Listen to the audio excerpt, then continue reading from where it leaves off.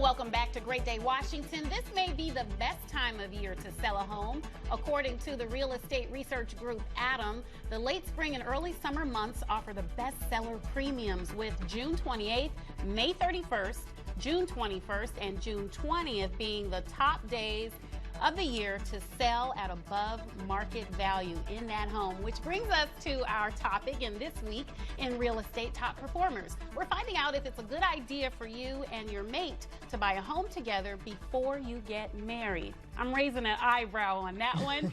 We're going to get some questions. So I'm some questions answered with Josh Green of Eastern Title and Settlement, Sean Watson on the end here of the Mortgage Link, and Lou Vivas of Keller Williams Capital Properties. Welcome, gentlemen, to Great Day. I think I'm going to keep my lips shut on this one because I can only get myself in trouble. It seems like a risky proposition. Two people moving in together, they are not legally bound. So I want to start with you as the realtor, Lou. What should you first consider when you're buying that piece of property with someone who you like, you love, you trust, right? But you're not married. Right. So, you know, honestly, buying a piece of property, whether you're with someone or not, is a very smart decision. Why keep paying rent? We live in a very expensive city. There's a lot of benefits to, in fact, doing that. The question is, you know, you're obviously considering spending hopefully the rest of your life together, and you probably don't want to talk. Hopefully. Hopefully, you never know, right? And so the question is, what are the consequences of making that decision of buying a house with that other person? And that's what obviously gets overlooked. And, you know, God forbid things don't go well, what are you going to do? And you have to think about that at first, especially when I innocently asked Sean before the show, can two people just get two different mortgages and just keep it separate? And your answer was? So, no. Both applicants are actually going to be on the same mortgage as individuals in the situation where they're not married yet. So they do want to consider, you know, make sure your credit is in check. Have that conversation up front. Also have the conversation of what your guys' comfort is. I think it's important to understand how much you guys are comfortable paying per month. I also think it's important to consider how much you want to spend to get into the property.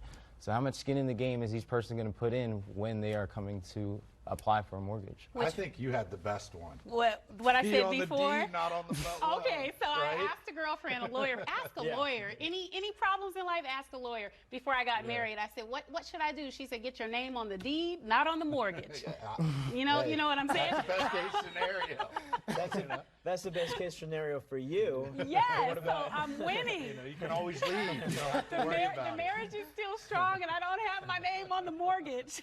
But Josh, big risks here when it comes to money. Yeah, right? I mean, if you're not married and you take your tenancy, you know, you have joint tenancy and tenants in common that you can use. But if it doesn't work out and you want to come off of the property, you're going to have to pay half the transfer taxes. Okay. So there's a financial burden too. And if you're on the loan, you can't really get off the loan unless you refinance out of it. That's correct. You know, those are things that you have to be careful with. That's interesting. Okay, so you're going to have to pay a lot of money if one person wants to leave. Is there an option just both people can decide to come together and sell the property, cut their losses, and move? Absolutely. That would be the best case scenario if people are going to break up and they're still amicable. But what if they're not? Right. What if they're not even talking to each other? That's why you want to have them on the loan so they can't just leave you. You know, my ex-wife, she wasn't on the loan or on title.